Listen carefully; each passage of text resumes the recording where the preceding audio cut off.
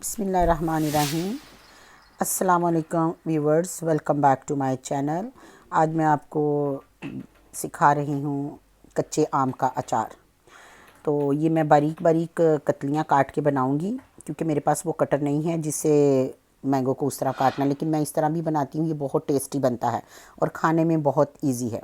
बिस्मिल्लाहिर्रहमानिर्रहीम। देखिए, मैंने मैंगो ले लिए हैं, तकरीबन 1 किलो कच्चे आम हैं। बहुत सख्त हैं और बहुत सख्त ही होने चाहिए। अगर नरम हो तो अचार जल्दी ख़राब हो जाता है, बैठ जाता है नीचे। बहुत सख्त आम होने चाहिए, स्पेशल देख के लाएं। और ये बहुत खट्टे भी होते हैं। ये 1 किलो मैंगो हैं, तो अब हम इनके पीसेस काट लेंगे। आज मैं आपको जो मसाला बनाना सिखाऊंगी, इसमें अचार का मसाला, वो आप बना के किसी बॉटल में भर के रख सकते हैं। आपने अचारी चिकन बनाना हो, अचारी गोश्त बनाना हो, तो उसमें आप वो मसाला यूज़ कर सकते हैं। ये देखिए, इस तरह से मैं इसकी बारीक कतलियाँ काट लूँगी, इस तरह से। और ऑयल जब भी डालें आप अचार में, तो ऑयल को पहले सरसों के ऑयल को पहले गरम करें और फिर उसको ठंडा करें, और ठंडा करने के बाद आप अचार में डालें, तो अचार आपका ख़राब नहीं होता और ऑयल भी जो है वो स्मेल नहीं छोड़ता। कुछ टिप्स होती हैं ये। इनको मैंगो को मैंने धो के तो बहुत अच्छे तरीके से मैंने इनको ड्राई किया है, बाकायदा क्लीनेक्स से इन्हें मैंने ड्राई किया है कि इनमें पानी का जो है वो एक कतरा भी नहीं होना चाहिए। बहुत अच्छे से ये ड्राई होने चाहिए। वॉश करने के बाद मैंने क्लीनेक्स से बहुत अच्छे से ड्राई किए हैं इनको। ये भी बहुत ज़रूरी टिप है, क्योंकि अगर ऐसा ना हो तो अचार ख़राब हो जाता है। नाइफ़ भी ड्राई और ये मैंगो भी ड्राई, बिल्कुल ड्राई है। ये देखिए, इस तरह से इसके सारे पीसेस काट लेंगे हम। ये देखिए, स्लाइसिस में कट कर लें इसको।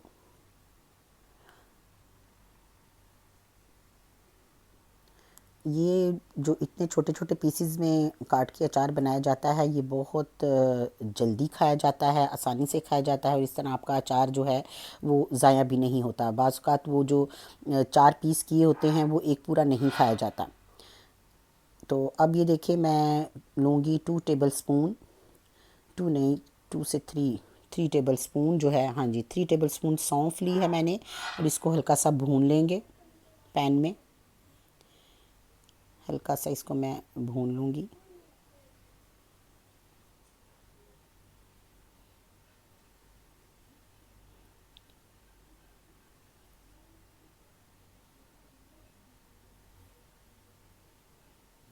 ये जी 3 टेबल स्पून सौंफ।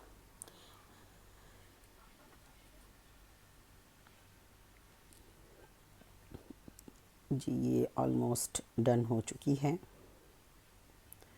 बिल्कुल हल्की आंच रखनी है आपने।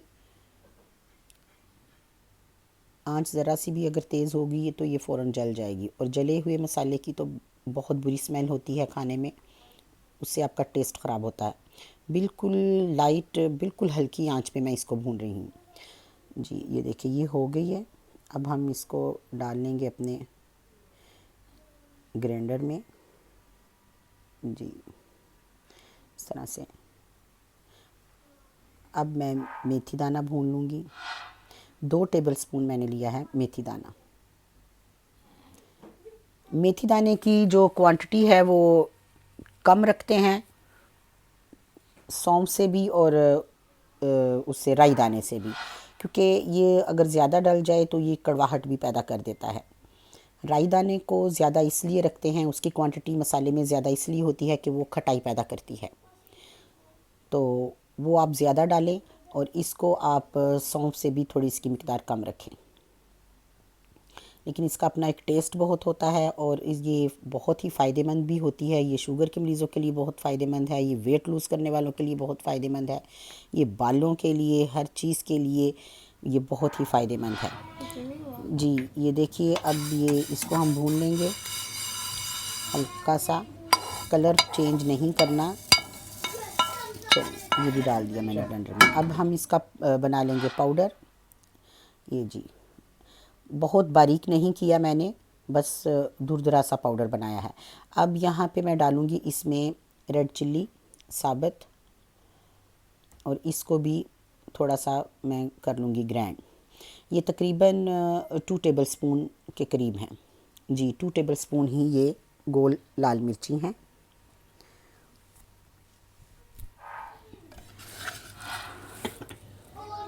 जी अब ये इसमें मिला दिए 2 टेबल स्पून।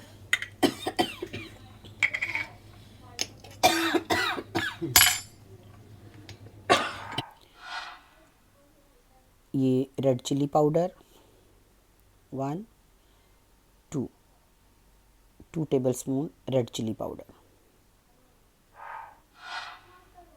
जी। ये मैंने राई दाना डाला है इसमें 4 टेबल स्पून राई दाना। मैंने पहले भी बताया कि ये थोड़ा ज़्यादा डालते हैं क्योंकि ये हमारे अचार में खटास पैदा करता है। सॉल्ट मैं इसमें नहीं डालूँगी क्योंकि ये मसाला आपको बना के रखना है, तो इसलिए इसमें मैं सॉल्ट नहीं डाल रही, मैं ज़्यादा बना रही हूँ जी। ये मैंने इसमें हल्दी डाल दी है 1 टेबल स्पून भर के। सॉल्ट हम अलग से ही यूज़ करेंगे। ये ऐसा मसाला तैयार होगा, ये 1 टीस्पून मैंने इसमें डाल दी है कलवंजी। ऐसा मसाला तैयार होगा कि आप इससे किसी भी फिर मसाला बनाने में, जैसे अचार गोश्त, अचार चिकन मैंने बताया पहले भी, ये उसमें आप ये डालेंगे ये मसाला तो आपका जो है ना वो अचारी गोश्त, अचारी चिकन बहुत मज़े का बनेगा जी। ये देखिए ये आम, इसमें मैंने 1 टेबल स्पून डाल दिया है सॉल्ट, और ये इसमें तकरीबन 1 टीस्पून डाल दी मैंने हल्दी। इसको मैं मिक्स करके रखूँगी जब तक कि हमारा ऑयल गर्म हो के ठंडा होगा, उतनी देर में हम इसको छोड़ देंगे ये ऑयल और सॉरी इसमें ये नमक और हल्दी लगा के। तकरीबन 1 घंटे के लिए मैं इसको छोड़ दूँगी क्योंकि 1 घंटा लग जाएगा ऑयल को गर्म होने में और गर्म हो के ठंडा होने में। ठीक है जी, इसको ये मैंने लगा के तो इसको मैं एक साइड पे रख दूँगी। अभी मैंने जस्ट इसमें सॉल्ट और हल्दी लगाई। ठीक है, अब देखिए अब मैं इसमें जी डालूँगी ये 4 टेबल स्पून। 1 घंटे के बाद मैं इसमें अब ये डाल रही हूँ 4 टेबल स्पून जो मैंने मसाला सारा तैयार किया था वो।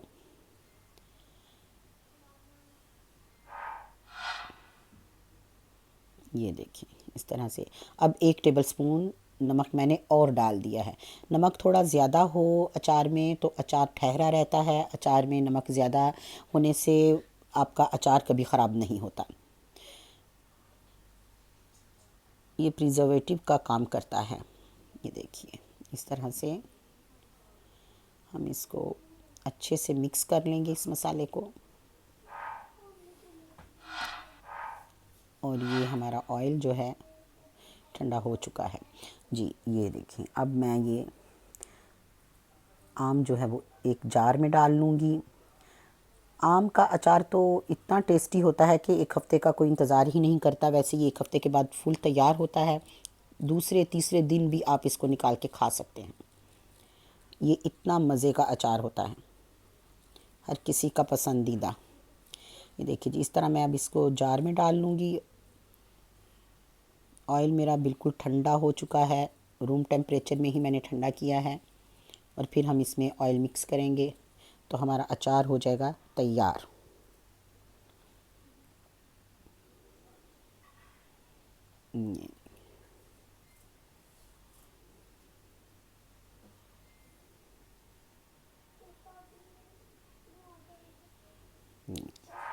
देख लें माशाल्लाह मसाला बहुत ज़्यादा है, और ज़्यादा मसाला हो तो ही अचार जो है ना वो बहुत मज़े का लगता है जी। ये मैंने इसमें डाल दिया है ऑयल। ये कम लग रहा है, थोड़ा सा मैं और डालूँगी जी। तकरीबन 300 कितना के लिए लेते हैं आप लोग ये हाँ जी तकरीबन 300 ग्राम के करीब इसमें ऑयल चला गया है। ये इंशाल्लाह ये ऊपर आ जाएगा ऑयल। अभी ये तैयार है, साथ मसाला भी तैयार है अचार का, और ये मैंगो का अचार तैयार है। इसको ज़रूर ट्राई कीजिएगा और मुझे फ़ीडबैक में बताइएगा कि आपको ये अचार कैसा लगा।